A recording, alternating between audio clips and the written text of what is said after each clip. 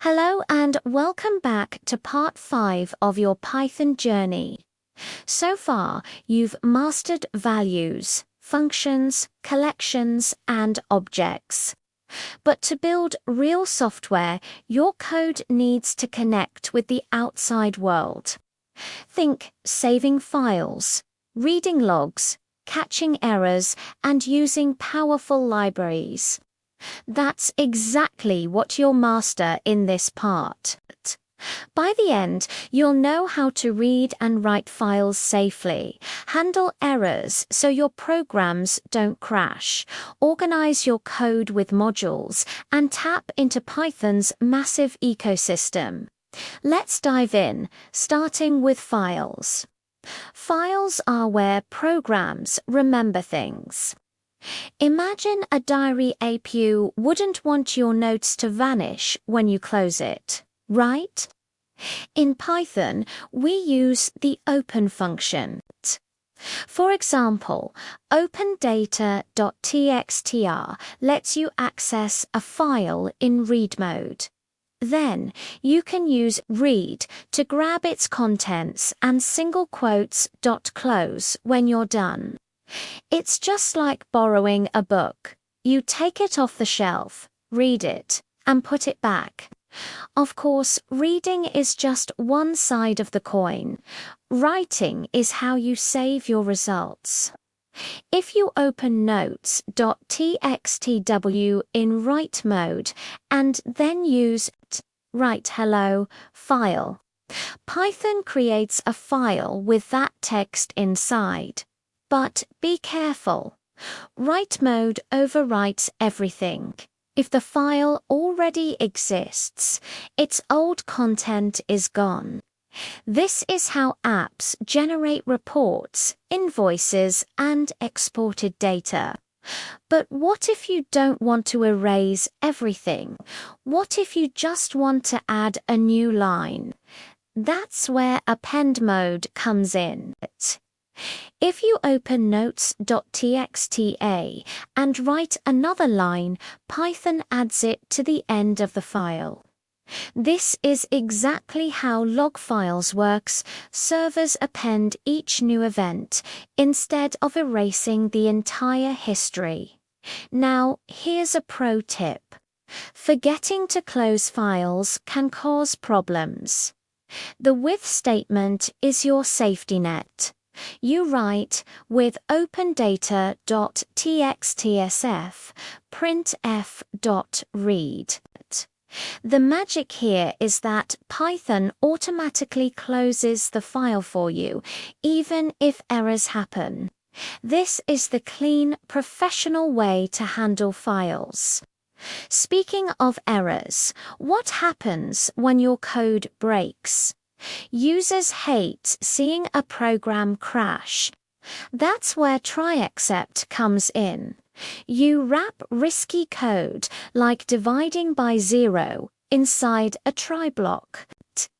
Then, in the except block, you tell Python what to do if an error occurs, like printing a friendly message.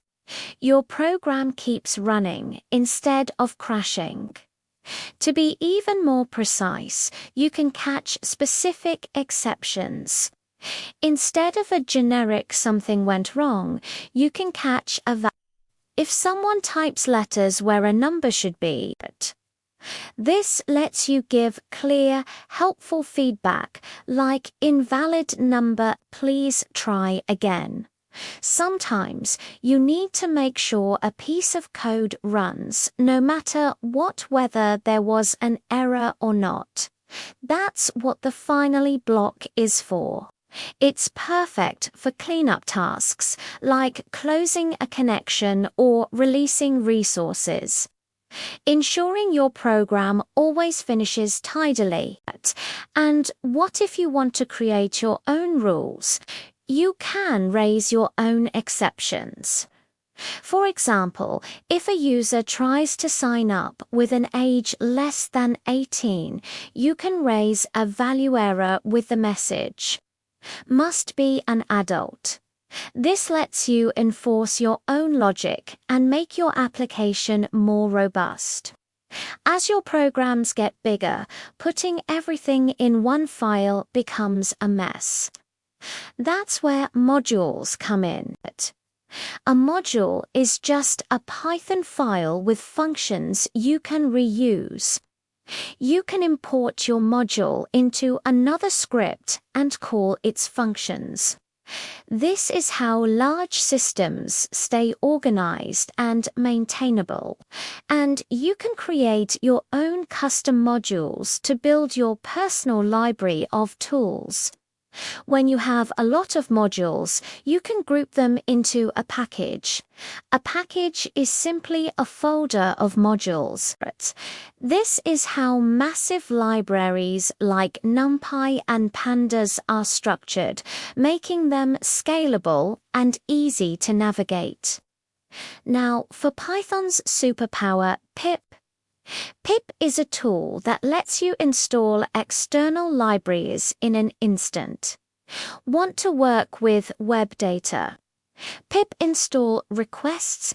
With one command, you unlock a world of code written by others, powering everything from AI to web development. But wait, if you have multiple projects, they might need different versions of the same library. This can cause conflicts. The solution? Virtual environments. A virtual environment is like a clean, isolated sandbox for each project. It keeps all your dependencies separate and organized. Let's talk about communicating with the web. Most APIs use a format called JSON, Python S. JSON module makes it incredibly easy to turn JSON data from the web into a Python dictionary that you can work with. This is how your apps can fetch tweets, weather forecasts, or stock prices. Finally, time is everywhere in programming. Python's datetime module is your built-in clock and calendar.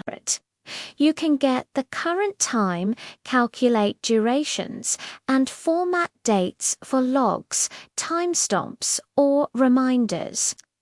So let's quickly recap. You've learned to handle files, manage errors gracefully, organize your code into modules and packages, and expand Python's power with pip. You can now connect to the web with JSON and manage time with datetime.